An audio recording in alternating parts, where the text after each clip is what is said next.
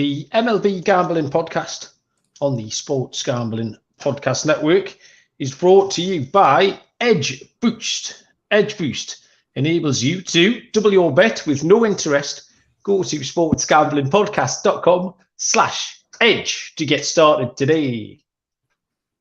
Welcome, everybody, to the MLB Gambling Podcast on the Sports Gambling Podcast Network. My name is Malcolm Bamford, coming to you from Newcastle upon Tyne in the northeast of England. Today is Friday, definitely, May the 26th, almost certainly. And we are here for our little Friday turbo show, where we pick some locks and dogs and totals or whatever takes our eye. And then we've got a Futures Friday thing going down as well. Myself and Noah tackled the AL East last Friday night. And we're going to have a little look around the AL Central this evening. So, yeah, a little 30 minutes or so of MLB shenanigans. And to help guide us through it tonight is the hardest working man at the Sports Gambling Podcast Network, Daddy Cool himself, Mr. Munaf Manji. How you doing?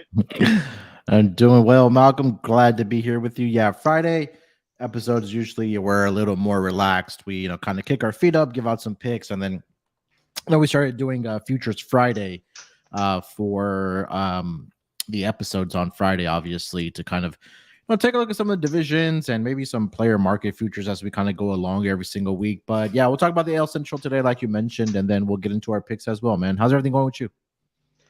Yeah, nothing much to report. I have just about 10 minutes ago finished the Premier League Gambling Podcast.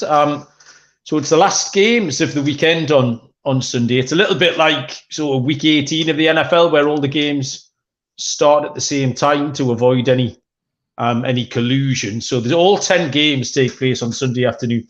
And it's just a bit of a wild one because there's really nothing to play for. There's a couple of relegation spots up for grabs, but there's a whole load of dead rubber. So it's really, really hard to handicap. You get loads of mad high scoring games. Everyone rotates the team. So it's been a proper minefield. And me and Baz have almost done like a how-to bet the last day of the Premier League. And Baz gave out some great stats. And the comment section was absolutely live and kicking as well. So we've got loads of good information out there. So if you get a chance between now and Sunday, I would encourage you to go and have a little listen to that. And then watch all the games simultaneously on Sunday afternoon, which is a great bit of fun as well. You can tally up all your goals and your corners and your shots on target and all the good stuff that me and Baz gave out today. So, yeah, looking forward to that on Sunday afternoon. What's happening? Is the NBA still going? Yeah, Miami's still doing something. Oh, so Miami was up 3-0, and then now Boston has won the last 2 games. So it's a series now. So Game 6 is going to be tomorrow night in Miami. If Miami can win, they'll advance to the NBA Finals. If Boston wins, then we'll have a decisive Game 7. I believe that would be on Monday then to decide who goes to the NBA Finals. So we're getting closer to the end of the NBA season as well. One team is in for sure, and then we're just finding out who they're going to play. So, things kind of slow down around this time. I know, like you mentioned, EPLs last weekend, matches, and then NBA, and then we're just going to be like full throttle into MLB, Mel. Yeah, the MLB, in fact, the last couple of nights, again, a little microcosm of what betting baseball is like. Joe Neuenfeld is in the chat, mentioning the Nationals dog that we took yesterday. Because when we were recording the show, myself and Dylan, we looked done. I think we were 5-1 down. And I jokingly said as we left the show, I'm going to go and watch the fight back. I'm going to go and watch Washington fight back. And by the time I'd unplugged my laptop, made my cup of tea and headed through there, it was on. The fight back was on. It was fully motoring towards Washington. Took a 6-5 lead and then gave it back up again. They were calling me the Washington. I'm the Nationals whisperer, apparently, Moon. I've got a knack of getting Washington right. And I thought I'd done it again last night. And then, of all people, Rugi Odor hit that 2-run or 3-run homer, I think it was. And Josh Hader closed it out. So, yeah, that was I was in the Discord channel. I don't get in there as often as I'd like, but I was in there riding that roller coaster last night. And then tonight, Moonaf, we well and truly did a job on Justin Steele, didn't we? We've talked about him about 9 times this week, and we have ruined his season and career probably. We'll put that one on Sean and Ryan. Because we were talking about it on the show earlier this week. We'll pass the blame, Even that was my lock, was the Cubs on the run line. So just I came in, it was 9-0 Cincinnati in the bottom of the 9th there. So we'll chalk that one up. We'll put that one in the L column, Munaf. Yeah, almost a no-hitter for the Cincinnati Reds, or at least a combined no-hitter, but I think they give it up either in the 7th or 8th inning, their first hit. So it happens, it's you feel so good about one pick and it just absolutely goes the other way. That, like you mentioned, that's baseball betting one-on-one. It's just a grind every single day. Kaysen Hightower is a new listener. Saying he's no idea I'll look like that. I don't know what that is. However, this is the issue. Look like that. I mean, that's not a great descriptive word, is it? To be honest, put yourself next to Munaf. I defy anyone to look good. Look at him. The man's an absolute stud. You know what the funny part is, Mal? We should get like one of those artists and have our listeners kind of describe what they think we look like and they kind of see what it comes about. Not sure that's a good idea. And it'd be look like, those courtroom sketches. You don't have courtroom sketches in the US, do you? Because cameras are allowed in the courtroom, TV cameras. Yeah, well, in this country, we're not allowed. There's no cameras in the courtroom. So what they have is a bloke sitting with a bit of paper and a pencil, and he has to draw the people. And that's what they put on the news. It's absolute madness, isn't it? Yeah. People say Munaf Manji was up in court today on 7 counts of sexual assault. And then they'll show a picture that this bloke's drawn of you. Excellent. What are we talking about? How did this happen? Oh, Kaysen. I totally got off script. I've lost myself here. We'll make some picks, Munaf. I know we called it a lock dog and a total show, Munaf. What I've got is a pick'em, another pick'em, and a total. So tonight's show is a pick'em total special. That's a new one.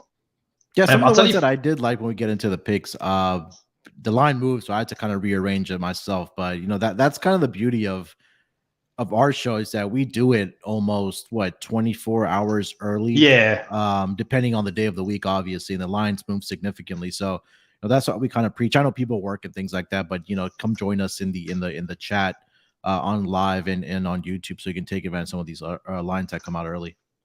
Yeah, I mean, I'm normally about 12 hours ahead of everybody else when it comes to handicap. So I'll very often handicap stuff blind. I'm a lot better at pricing things up. Taking lead off Dylan as well. Dylan's lines. I've learned a lot from him, and I'm not too far away. So I've ended up with them. What I thought might be a lock and a dog, but they're both games -110 each of 2. The first 2 that I've picked, but equally we'll just take them in. And I'm sure if you shop around, there'll be a little underdog price somewhere. Let me tell you first about Edge Boost. If you're not missing out, Edge Boost is the world's first bet now, pay later Visa card. Similar to other buy now, pay later programs, Edge Boost enables you to double your bet with no interest and pay back the advance over 4 equal weekly installments. Simply deposit funds into your account. Edge Boost will match the deposit, so you can use double the funds on any legal sports betting site. Edge currently offers up to $2,500 in advances. That's $2,500. You can add to your bankroll. Our Edge Boost double down play of the day will be coming up in a little while. Go to sportsgamblingpodcast.com/edge to sign up today.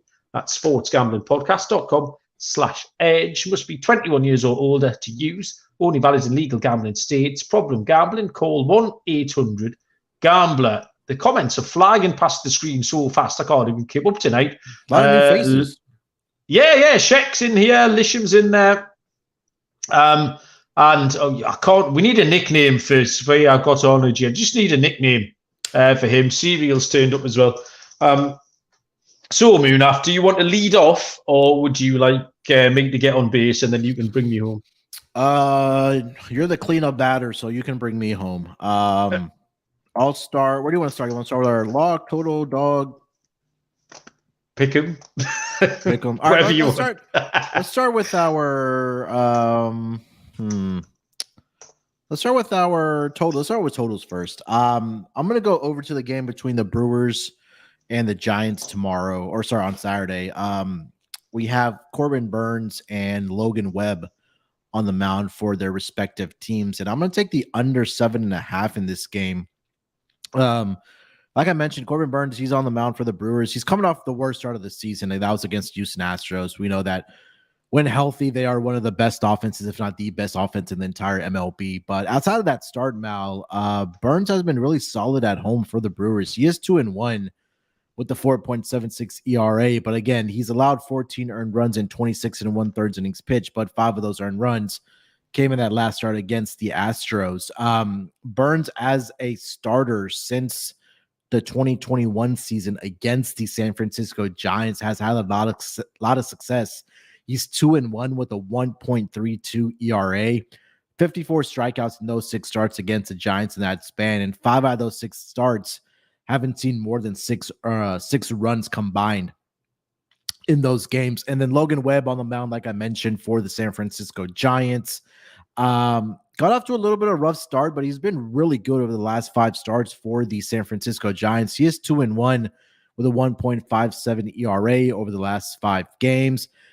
His starts have not, over the last 5 starts, a combined total hasn't seen more than 6 runs in any of those games. Brewers are the 5th best team to the under thus far this season at 27-22-1. That's right around 55%. And then the Giants are the 7th best team towards the under, right at around 54.1% to the under. But that percentage for the Brewers increases by 3 percentage points at home, where they are 58% towards the under at home. So I think this is going to be another pitcher's duel. I could see like a 3-2, 4-3-4, something in that range. So well below a 7.5 here. So my total, I'm going to go Brewers Giants under 7.5 here, Mel. Okay. I forgot to bring back up a tea over Munaf, so I've just had to turn the IT department briefly into the catering department. But she has supplied me with a She's a 5-tool player, man. She's a 5-tool player, absolutely, yeah. You don't get a dog and bark yourself, do you? That's ridiculous. The Giants and the Brewers. Well, you look at the Giants, and you instantly just want to pick them to like win or lose 4-2. I've said this kind of all week. I learned a little bit about the Brewers pitching staff today in general. The word I used was clucky, which was a combination of clutch and lucky, because they haven't, the underlying metrics haven't been great, but where they have been great is in clutch situations. So they've just managed to bring it home. This is all the way through the starting pitchers and the bullpen as well. So I don't know if that's a tool for regression or if it means when they actually start pitching better, they're going to be better than they are already. So I really don't, it's not much help, but it's certainly something that they have been, something that was just brought to my attention earlier today. But yeah, I like that play, Munaf, and I will be tailing it. My first pick here was in the Blue Jays and the Minnesota Twins game. Talked a lot about the Blue Jays on the show last night. I watched the game. We were variously quite unimpressed with everything they did. The commenters were, the listeners were just the same. And then I saw today they had a little team meeting. I think after the game, the clubhouse door was locked for a little while for a few clear the air talks. Tomorrow they go to the Twins. Both teams are minus 110. Chris Bassett is pitching for the Blue Jays and Pablo Lopez is going for the Twins. So Chris Bassett, 5-3 on the year with a 3.03 ERA. And he is the Blue Jays' best pitcher at the minute. Gosman's going okay. Manoa is going the exact opposite. Bassett in his last 5 starts has a 2-1 record, 1.57 ERA. His road numbers don't look great, 4.03. But really, that was entirely down to his seasonal debut at St. Louis. Gave up 9 runs. I think after that, it's all been going in the right direction. 25 2/3, 4 earned runs since then. Pablo Lopez for Minnesota has been generally underwhelming. I've got 6 of his 9 starts have been decent. 2-3 on the year, 3.90 ERA. I'm not entirely sure what's up with the Toronto Blue Jays. The hitting metrics are good. They've got 7 regular starters who are hitting 268 or higher. And a couple of them are way up 290 and over 300. Minnesota batting stats, however, I know we're going to have a look. This is kind of part of the reason I included this game, Munaf, was that we're going to look at the Twins in a little bit of depth as well. And their batting stats are really poor. They're 13th in runs scored, but only 25th in batting average, which doesn't really line up. And they've got a really poor record against teams with a record of over 500, which the Blue Jays have. Wasn't sure of the prices when I handicapped this, but I don't mind. I'll happily take this minus 110. I'm going to take the Blue Jays moving up on this one. What are your thoughts on that? And give us your second pick. Yeah, I mean, you talked about it, right? Chris Bassett has really turned it around since that start at the beginning of the season. For the Blue Jays, 3.03 ERA, which you would just wonder what his ERA would be if he didn't have, or even to give up the amount of runs that he gave up in that first start of the season. But he's been really solid, and I think the Blue Jays have really needed him in that span. And over his last 5 games, you said it, he's 2-1 with a 1.57 ERA, only allowed 6 earned runs in 34 1/3 innings pitched. So, and also, I don't trust Pablo Lopez as well. He's kind of been underwhelming, like you mentioned. He does have, I think, an even 4 ERA or 3.9 ERA. And at home, he has a 5.25 ERA. He's allowed 14 earned runs in 24 innings pitched. So there's only 2 times I really like back in the Twins, and that's when Sonny Gray and Joe Ryan are on the mound. I know we'll talk about the Twins at the Central Division here in a minute, but yeah, I'm with you, man. I like the Blue Jays here. I feel like they have the better offense. They have the better pitch on the mound here. So no argument for me on the Blue Jays for the Saturday game. I'll take you over to my lock for the Saturday schedule, and I'm going to go with the LA Angels minus 1.5 on the run line with Shohei Ohtani on the mound. And I was really backing Ohtani here, Mal, and also fading Edward Cabrera at the same time. I know this number opened up at plus 120. I think it's now down to even money for the Angels. And, Edward Cabrera, he's really struggled this season, to say the least, especially on the road, right? He's 0-4 with a 6.15 ERA and 6 starts on the road.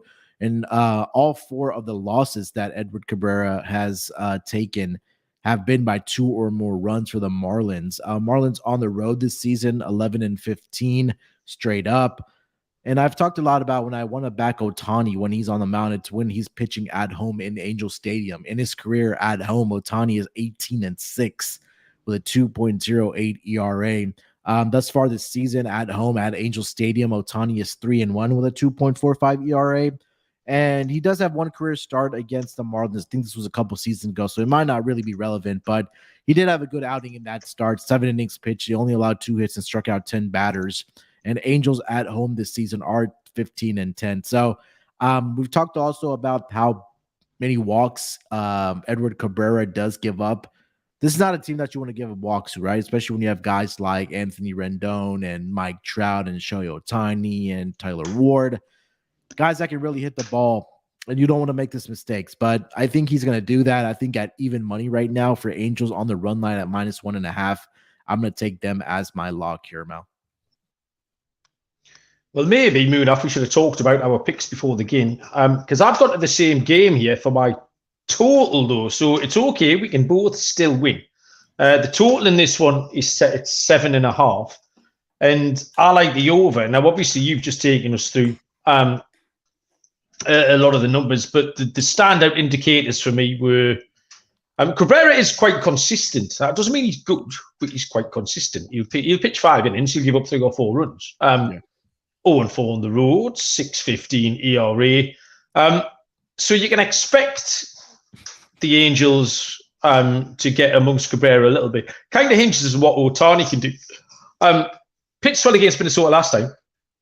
His 4 starts before that, he's given up 5, 3, 4, and 5. Miami are a little bit like San Francisco in that you've never handicapped them to score more than 3 or 4 runs. They have scored 28 runs in the last 5 games. What's that? 5.6, if my maths is right. Jorge Soler is hot to trot as well for them. The Angels are going well. They've won 6 out of the last 7. So I think we could see a decent game here. And I thought that 7.5 was too low. So yeah, we'll keep your Angels pick, Munaf. And we'll back it up with a over 7.5. That leaves me one more pick here. And we talked about the Nationals earlier on. the Nationals whisperer. They take on Kansas City here in another pick'em, where both teams minus 110 each of two. Josiah Gray goes for Washington, and Brady Singer goes for KC. Now, I think we talked Brady Singer, must be last Sunday night, Munaf, and I went on a little minor rant about him.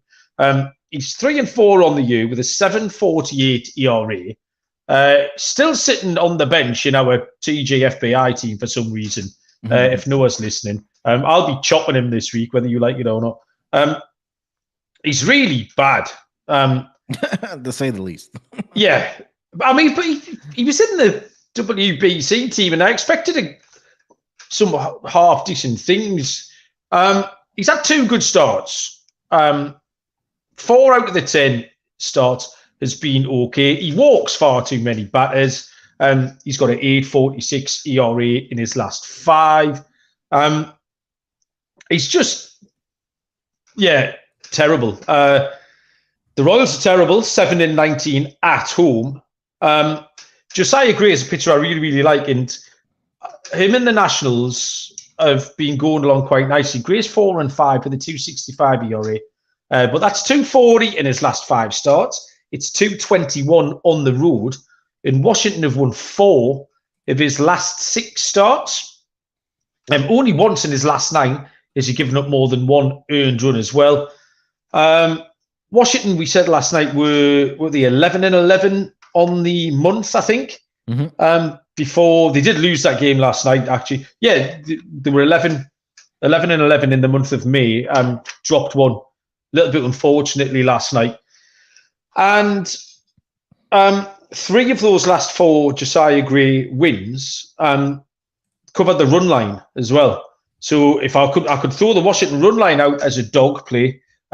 So the minus 110 on the money line I like for Washington, but I wouldn't put you off taking them as a dog. Kansas City are verging on the being uncompetitive at this point. They're nearly down there with Oakland. But Oakland aren't bothered. Kansas are actually trying. So that's more of a concern. Yeah, so I'll take Washington. And if you want to get a bit fancy, take them on the run line. Josiah Gray was a pitcher, I think, I don't know if it was last season or season prior that we were fading, but he's really come into form this season. And a lot of times it's about, just getting that MLB experience and facing big league hitters, right? Because it's completely different from the minors and the major leagues. But I think, 1 walks is a concern for Josiah Gray.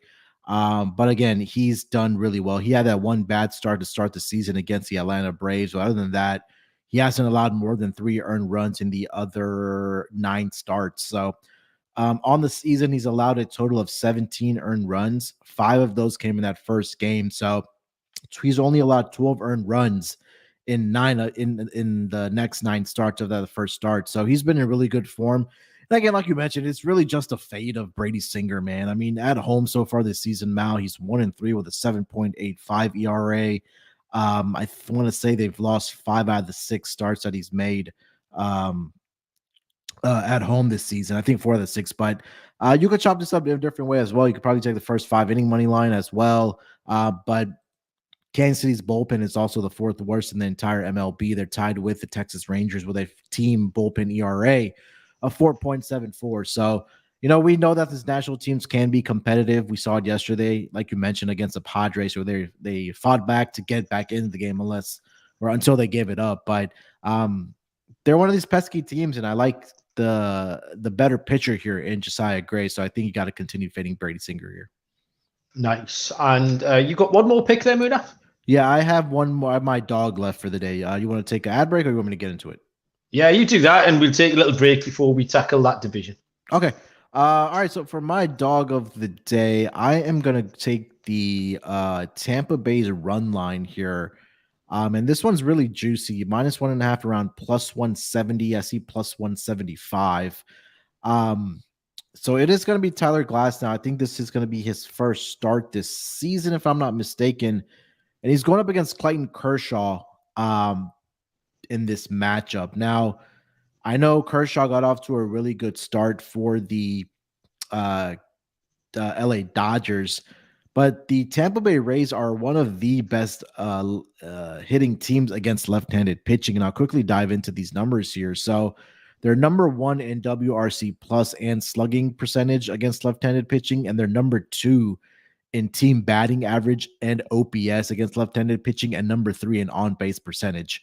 And I think that one thing that really struck out to me, Mal, about Clayton Kershaw is that he's struggled on the road. So far this year, he's pitched 57 and 1/3 innings.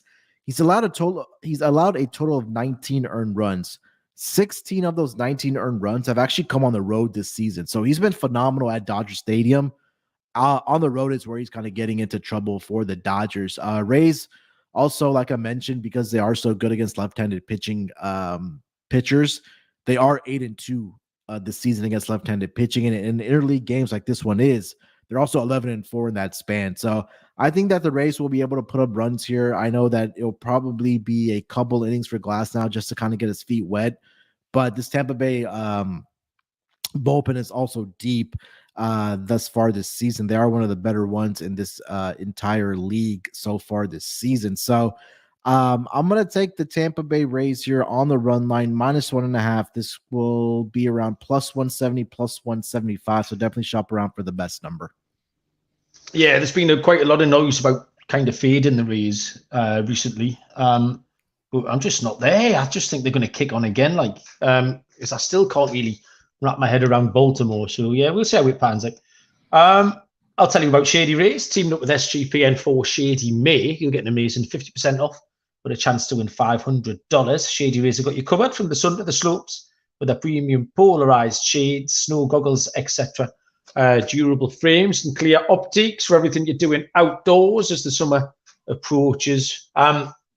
Best bit, if you lose or break them, even on day one, Shady Rays will replace them, no questions asked. And if you don't love them, you can exchange them or return them for free within 30 days. So there's no risk when you shop with Shady Rays. For our international listeners, Shady Rays has got you covered, shipping to Canada, Australia, New Zealand, and the UK. Go to shadyrays.com, use code SGPN for 50% off 2 or more pairs of polarized sunglasses. And remember, May is almost over. Make sure to take your receipt to sportsgamblingpodcast.com/shady for your chance to win the $500 Shady May contest. Okay, Munaf. Fridays, Futures Fridays, whatever we're calling it. AL Central, this, Munaf, was a particularly uninspiring division to try and find a bet on. The teams are all rubbish. And when me and Noah did this last week, we sort of said, right, okay, I'm going to give you £50, $50, whatever you like, to bet on something. And I really, really struggled, Munaf, to find anything to put your $50 on. I've got one. And actually, I don't feel terrible about it, but the odds to win the division, we've got Minnesota at -200, Cleveland +410, the Tigers +650, the White Sox +750, and Kansas City are 275 to 1. I'll lead us off with the Twins. The Twins are weird. Like I say, I just covered a lot of what they get up to in my handicapping of that Blue Jays game. They're living by the home run, which really isn't on brand for them. They're 6th in homers on the season in MLB. Joey Gallo is at 11. Byron Buxton's hit 10, and then there's names after that. But their average, their batting average is 230, which is 25th in MLB. So it's the disparity between your home run hitters' batting average and the home runs they've hit. So Joey Gallo is hitting 211 with 11 homers. Buxton's hitting 238 with 10 homers. It goes down. Carlos Correa hitting 213. Max Kepler hitting 212. Michael A. Taylor hitting 215. They're the lads who are top of their list of home run hitters, and they're all, you've got one in the 230s. Everything else starts 2-1 something. It's just not sustainable at all. So they really are living by their pitching. The pitching is second in team ERA. Yep. And it's really high in lots of other team pitching stats too. We've talked a lot about Joe Ryan, Sonny Gray, Pablo Lopez, we just mentioned. Bailey Ober, I like. Louis Varland's been going really well. So, yeah, they should sustain that. 10 and 12 against teams with a record of over 500. So, yeah, I'm not hugely keen. I don't think the batting is sustainable. The pitching will be fine, but I certainly wouldn't be backing them. They've got a 2-game lead at the moment. I wouldn't be backing them at -200, Munaf. what do you think of the Twins? And then you can tell us about the next team, whichever you choose, Munaf, who you want to tell us about. Yeah, I mean, you're kind of just looking at the division as a whole, right? You mentioned that the Twins are leading the division with a record of 26-24. The rest of the 4 teams in this division are below 500, right? Tigers 2 games back. And then the Guardians, I think probably the only other threat for me in this division that they're 4.5 games back. But yeah, well, kind of same things that kind of stuck out to me, like you already mentioned. So I'm not going to regurgitate everything, but it's really been the pitching that's been really good for this Minnesota Twins team. We mentioned the 2 names, Joe Ryan and Sonny Gray. They've been absolutely phenomenal there. I think I want to say Joe Ryan's now the 4th favorite for Cy Young in the American League, right behind Shane McClanahan, Garrett Cole, Shohei Ohtani. Joe Ryan's at 10-1, and then a little down the list is Sonny Gray at 20-1. So I think you with the batting averages that you just kind of reeled off there for the Minnesota Twins, you should expect some positive regression for this team, or for these batters to kind of get back to closer to 250 and start throwing some runs here. So right now for the Twins, it's really been their pitching that's been really well. And again, you maybe expect some negative regression or some regression at some of these pitchers like Joe Ryan and Sonny Gray. So yeah, Twins, I think they're going along fine, but again, they're only a team that's above 500 by 2 games, and they only have a 2-game lead. I'll kind of take us over to the next team here. That's the Detroit Tigers. We'll kind of just go down the standings here. So they're 2nd place right now in the AL Central Division. And kind of going back to the Twins are the only team in this division that have a plus run differential at plus 45. Rest of the 4 teams are all at minus, and the Tigers minus 44 right now. So I mean, I really don't know what to think of this Tigers team. We talked about it in the preseason, Mal, that they have a lot of young talent on this roster, right? Spencer Torkelson, you talk about Hunter Green, Riley Green. They still have Javier Baez. So it's just a bunch of names on this roster, and the pitching is not anything to get excited about either, right?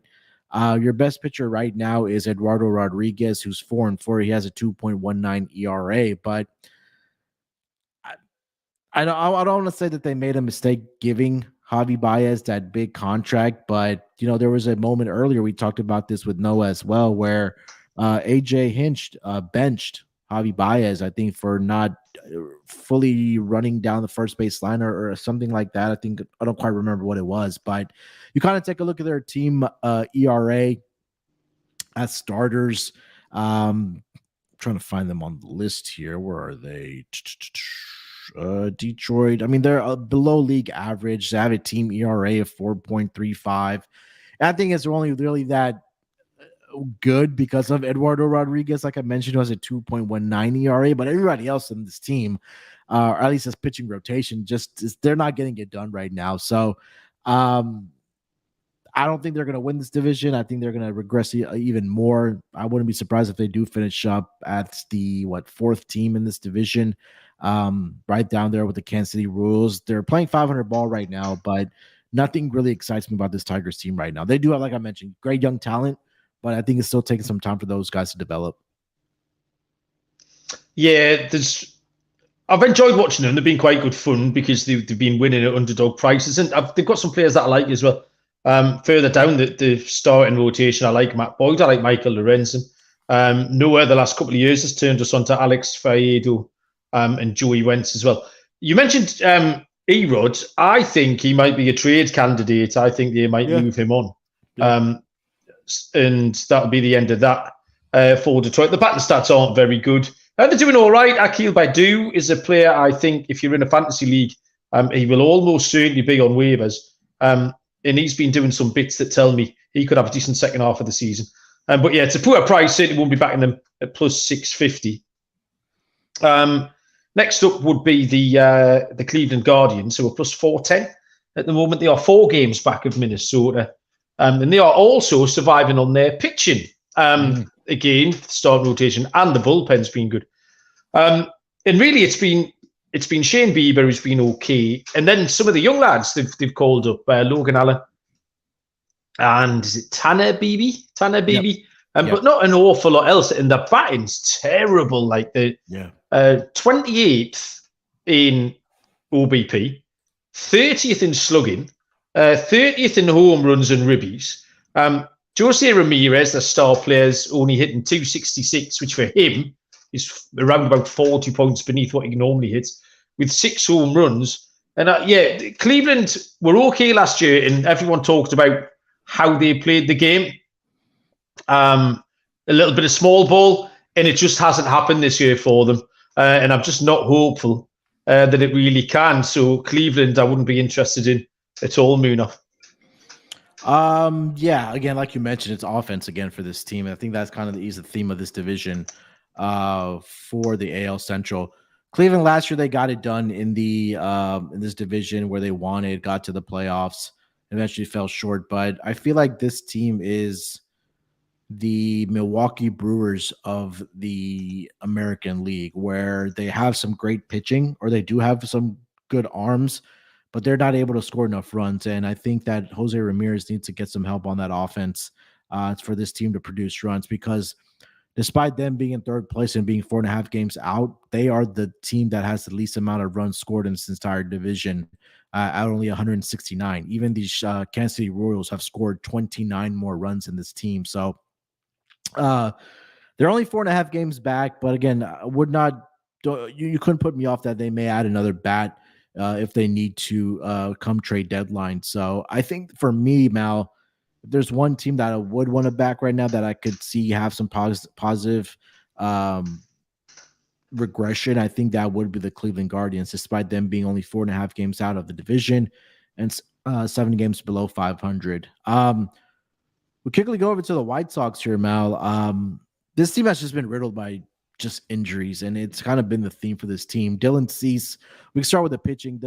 Dylan Cease had a lot of hype coming into this season as a strikeout leader or even a Cy Young candidate. I think maybe the pitch clock may be affecting him a little bit. Lance Lynn got off to a slow start as well. Michael Kopech, same thing, got off to a slow start. He's kind of found his form a little bit, or at least in 4 of his last 5 starts. And then you talk about the offense, the talent that they do have, from Lewis Roberts to Yohan Moncada, who had a bad season last year, Tim Anderson. This team they just feel disconnected. They just don't look interested in playing baseball, and they have the 5th worst team ERA as far as starters go thus far this season. You take a look at their bullpen, 2nd worst. So when your pitching is that bad, you're not going to win very many games. They're down there with the Oakland A's as far as team bullpen ERA. So there's a lot of great talent on this team. I know we talked about this team a lot last year with Tony La Russa and how bad of a manager that he was. But for the talent that this team has, Mal, they just haven't been able to produce. And I'm not sure that I see the potential of them could put it together. But this team just kind of feels disconnected, and I don't know if the pitch clock is one thing that's affecting this team a lot, because I don't know if you saw the Tim Anderson video that either he said I hate the pitch clock, or he said I hate this place, one of the two. But he's just not in a good mind frame right now. And again, talent is there, but they just haven't been able to put it together. Yeah, so the White Sox plus 750 for the division, 6 games back, but by far the most interesting contender of those available here at the moment, because they do have upside. So the pitching and the batting it's been average so far. However, so I'm going to make a case, Munaf. Okay. Lewis Roberts should be back maybe on Thursday, we think. Eloy Jimenez is going probably as we speak on a rehab assignment to Double-A. And then you've got pitchers who are progressing. Michael Kopech suddenly handicapped him well the other night, put him down as our dog, and he was absolutely unhittable. I think that was against Cleveland, actually. He's put together a few starts in a row, which have been quality. Giolito is improving. We know what Dylan Cease can do. They just get Liam Hendricks back as well, which has been a great feel-good story. I think that'll help the clubhouse as well as the overall performance. Bullpen's been fine. Ronaldo Lopez is good. I like Kendall Graveman in there. So, Munaf, right? I don't know if I've overlooked something here, Munaf. You're going to have to help me out here. The White Sox are plus 750 to win the division. With the same book, Munaf, here, they're plus 825 to make the playoffs. what am I missing here? Why would they be bigger to make the playoffs than to win the division? Because surely if they win the division, they're going to make the playoffs. Yeah, so I think that they have a better chance of winning the division than getting a playoff spot just because how competitive the other divisions are, the American League, right? Because you take a look at the American League East. We talked about this with Sean and Ryan when we were on with them, that all 5 teams have a record above 500. Because right now with Chicago, they would not be even sniffing the playoffs. So right now, as it stands, that their only opportunity to get into the playoffs would be by winning this division, because you take a look at the American League West as well. 4 of the 5 teams have a winning record as well. 4 of those teams are just separated by 5.5 games as well, but they all have winning records. So for the White Sox, yeah, I mean, like I mentioned, look, they have the potential. The injuries have been rattling this team over the past several seasons.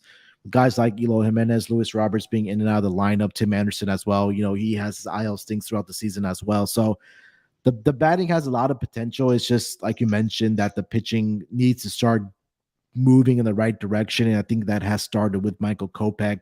Over his last 5 games, he's 3-1 with a 1.99 ERA. Lucas Giolito has looked good as well. Lance Lynn looks like he's starting to turn the corner a little bit as well. You mentioned Liam Hendricks getting him back. So again, on paper, this team is supposed to be I think a contending team, but right now they just haven't been able to put it together. So I think for me, I'm there with you, Mal. I think that if there's one team you told me to put $50 down on, or $100, whatever the case might have been, to add some nice plus odds, this team would probably be it. Because again, this last team, the Kansas City Royals, I don't know if you have a lot to add, but I don't have much to add because their pitching is terrible.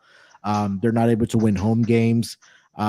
Second worst team ERA as far as starting rotation, and the 4th worst team bullpen ERA as well. So if you're not pitching well, you're not going to win very many games.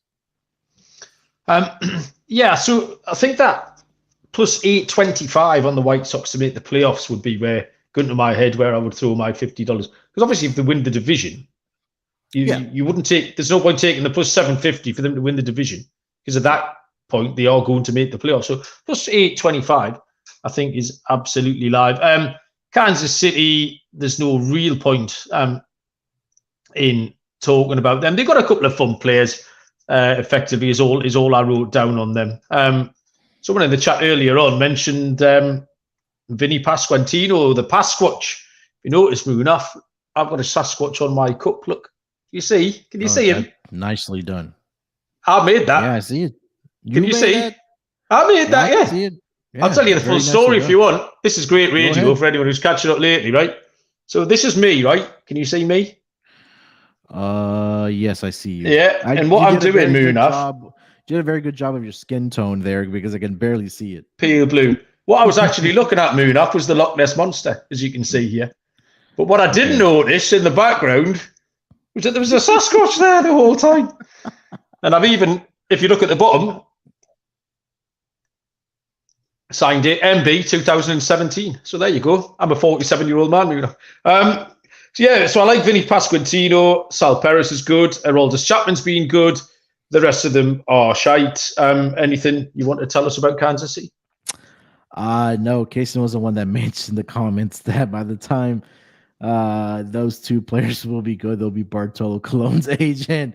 Yeah, I mean, look, again, they have a lot of exciting players, do the Royals, but it's just about a lot more to improve on around the team, because baseball is truly a team sport, right?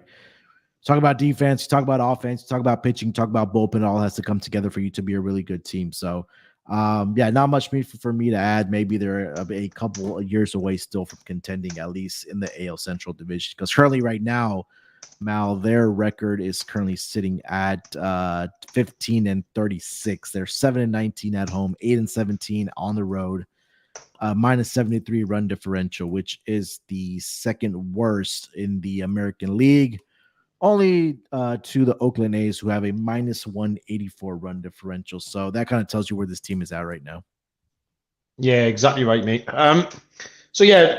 Not hugely inspiring division to have a look at, but certainly, like I say, gun to my head, I think the White Sox, there's worse plus 800 shots to pick around the place in the Chicago White Sox.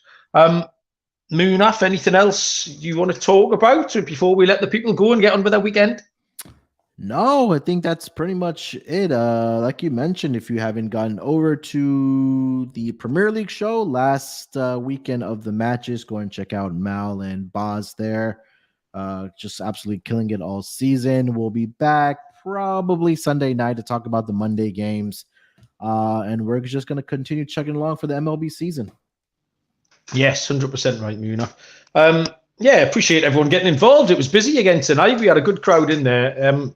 And yeah, I absolutely love it when the listeners get in the YouTube. It makes it 1,000 times more fun for us. And like I say, I'm always learning. And there's no better resource than the SGPN listeners. So absolutely love it. Yeah, busy weekend. It's another bank holiday for us. I think it's something to do with the king. Might be the king's birthday or some typically British shit like that. So we get Monday off anyway. And then, as discussed, I am off to Spain. I'm off to Mallorca on Wednesday. So yeah, good times for me. So I won't be pale blue, maybe Munaf, in a couple of weeks' time when you look at me. I might have a little bit of colour in my cheeks. There you go. So we'll have to see. Holiday weekend here for us as well. It's Memorial Oh, really? Day, so yeah, Monday I think banks and everything else closed, so they're honoring all the military service who died in whether it was Civil War, whatever war they served in. It's just a day that to honor the military and who served this country. No, we just have to kiss the king's arse. That's what we do. There we go. Well, everyone enjoy your holiday weekend then. Loads of bets to be had. Good luck with whatever you're playing. As Munaf says, we'll be back later on in the weekend.